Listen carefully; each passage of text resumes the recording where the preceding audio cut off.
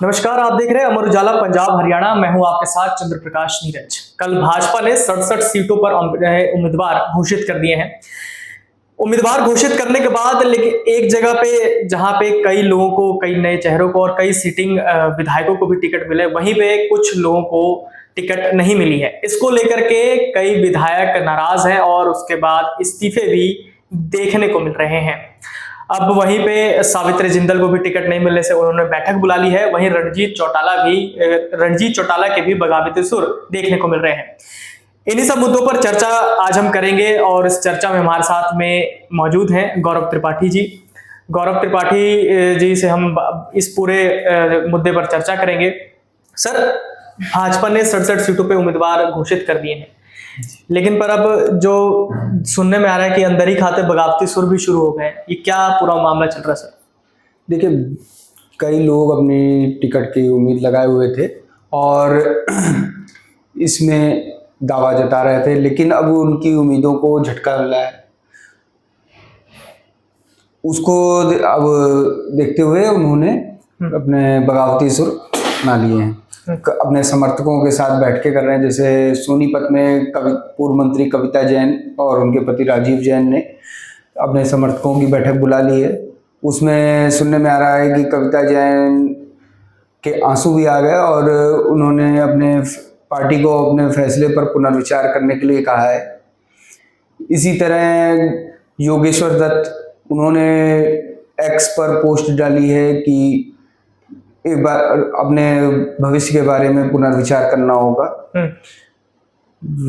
रानिया से पिछली बार निर्दलीय चुनाव जीते रणजीत चौटाला, वो इस बार लोकसभा चुनाव से पहले भाजपा में शामिल हो गए थे और इस बार लोकसभा चुनाव हारने के बाद विधानसभा चुनाव की टिकट की उम्मीद लगाए हुए थे। उनको कहीं ना कहीं पार्टी से आश्वासन भी था कि टिकट मिलेगा, लेकिन इस बार उनका टिकट कट गया है। उनकी जगह पार्टी ने शीशपाल कांबोज को चुनाव मैदान में उतारा है। तो इसलिए अब उनकी उम्मीद है कि उन्होंने बैठक बुलाई हुई है अपने समर्थकों की। देखते हैं क्या फैसला लेते हैं। लेकिन इसमें बड़ा नाम है, जैसे रतिया से विधायक लक्ष्मण नापा, उन्होंने आज वो दिल्ली पहुंच भी गए हैं और कांग्रेस ज्वाइन कर रहे हैं। इसी तरह चर्चा है कि जो भवानी खेड़ा से विधायक और नायब सिंह सैनी सरकार में मंत्री थे विशंबर वाल्मीकि, वो भी पार्टी छोड़ सकते हैं और कांग्रेस का दामन थाम सकते हैं। कुछ लोगों की जजपा से भी बातचीत चल रही है। अभी रोहतक से कृष्णमूर्ति हुड्डा ने बयान जारी किया है कि उनसे जजपा नेताओं ने संपर्क किया था, लेकिन उन्होंने जजपा में जाने से इनकार कर दिया और उन्होंने कहा है कि वो भाजपा टिकट नहीं मिला है, लेकिन वो भाजपा में ही रहेंगे। सर, इस पूरे मामले पे एक सावित्री जिंदल का सबसे बड़ा नाम सामने आ रहा है कि सावित्री जिंदल ने भी बैठक बुला ली है। अब सावित्री जिंदल, अब कहीं ना कहीं नवीन जिंदल तो उनको टिकट मिला और एमपी भी बन गए। सावित्री जिंदल को टिकट ना देने का कारण क्या हो सकता है सर? देखिए, जिंदल परिवार हिसार में एक बड़ा नाम है। 2 चुनाव उन्होंने वहां से जीते हैं। उनके पति ओपी जिंदल वहां से पहले जीतते रहे। हुड्डा सरकार में मंत्री थी सावित्री जिंदल। इस बार उनको लोकसभा चुनाव से पहले नवीन जिंदल और जिंदल परिवार भाजपा में आ गया था। आज उन्होंने अपने समर्थकों की बैठक बुलाई है और उसमें कहा है कि वो निर्दलीय चुनाव लड़ेंगी और इसमें पार्टी की कहीं बगावत की बात नहीं है, क्योंकि उनका कहना है कि वो भाजपा में शामिल नहीं हुई थी। नवीन जिंदल भाजपा में शामिल हुए थे, उनके जो बेटे हैं। हालांकि ये राजनीतिक बयान ही है एक तरह से, क्योंकि उससे पहले वो मार्च में जो हिसार में रैली हुई उसमें भाजपा के मंच पर थी और पूरी तरह भाजपा का समर्थन किया था। लोकसभा चुनाव में भी उन्होंने भाजपा के पक्ष में प्रचार किया। अब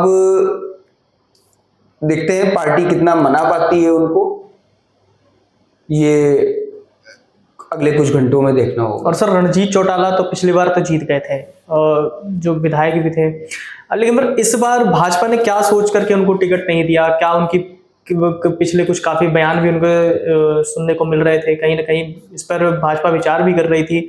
और किसान आंदोलन के दौरान भी इनका किसानों को जो बीच में जाकर के इन्होंने बयान दिया था, उससे भी लोग काफ़ी नाराज थे। तो ये एंटी इनकम्बेंसी देखने को मिल रही है इनके खिलाफ, या क्या कुछ इसमें है रणजीत चौटाला का? देखिए, पार्टी ने एक अपना सर्वे कराया था, हर पार्टी वैसे सर्वे कराती है, उसके आधार उस रिपोर्ट के अनुसार रणजीत चौटाला के विरोध में काफ़ी सत्ता विरोधी लहर थी।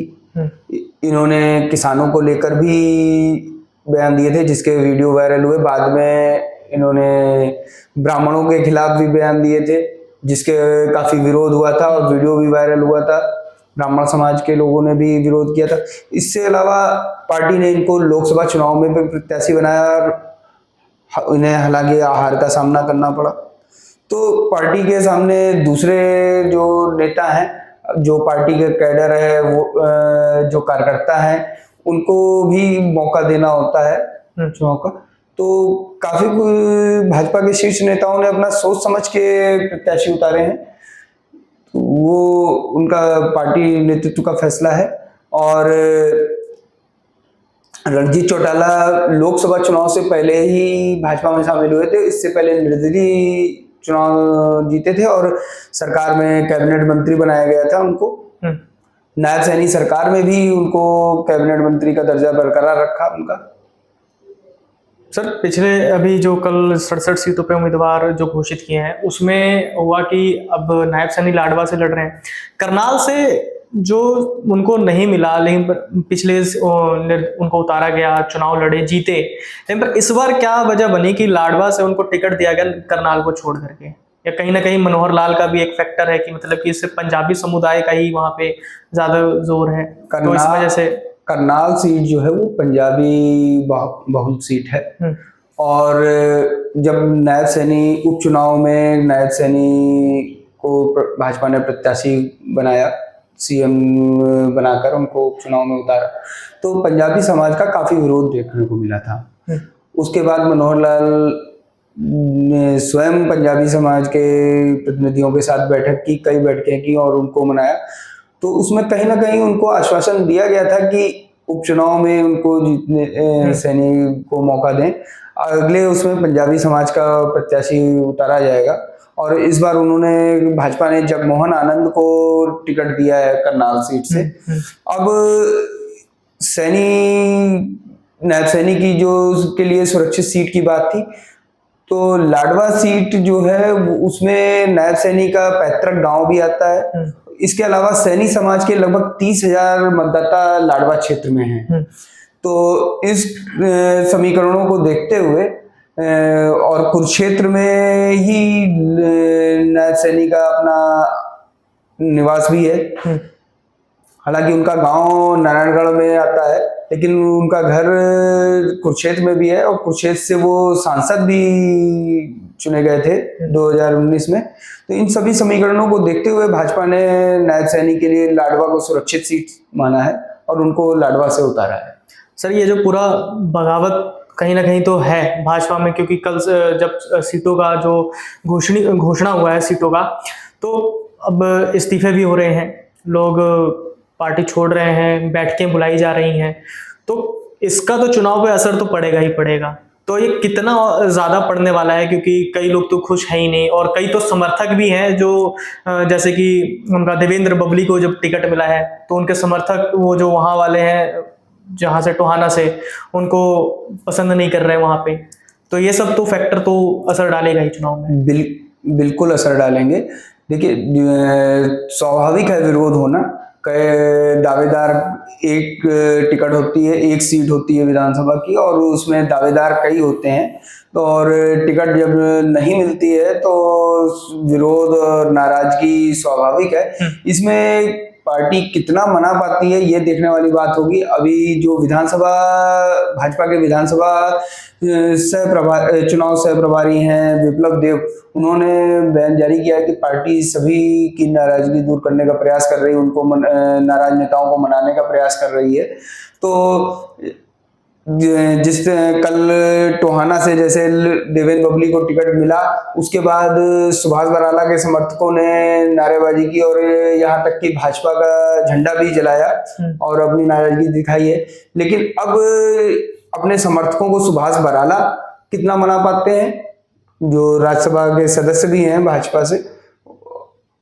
अब वो केंद्रीय राजनीति में है, विधानसभा की राजनीति में देवेंद्र बबली हैं, तो पार्टी सुभाष बराला को भी समर्थकों को मनाने के लिए मैदान में उतारेगी।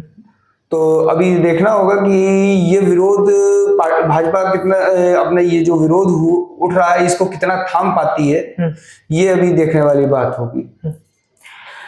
तो सीटों का जो घोषणा होने के बाद भाजपा ने जो 67 सीटों पर घोषणा की है उम्मीदवारों की, उसमें कहीं ना कहीं कुछ जो कार्यकर्ता हैं वो खुश नहीं है, कुछ जो पार्टी के सिटिंग एमएलए हैं उनको टिकट नहीं मिला वो भी नाराज हैं, इस्तीफे भी देखने को मिल रहे हैं। अब ये कितना कुछ चुनाव पर असर डालता है वो तो जब नतीजे आएंगे तब पता लगेगा, लेकिन पर अभी भाजपा इसको किस तरह से इसको संभालती है वो देखना रहेगा। तब तक के लिए नमस्कार। अगर आप ये वीडियो YouTube पर देख रहे हैं तो हमारे चैनल को सब्सक्राइब करें और बेल आइकन को दबाना ना भूलें। अगर आप Facebook पर ये वीडियो देख रहे हैं तो हमारे पेज को लाइक करें।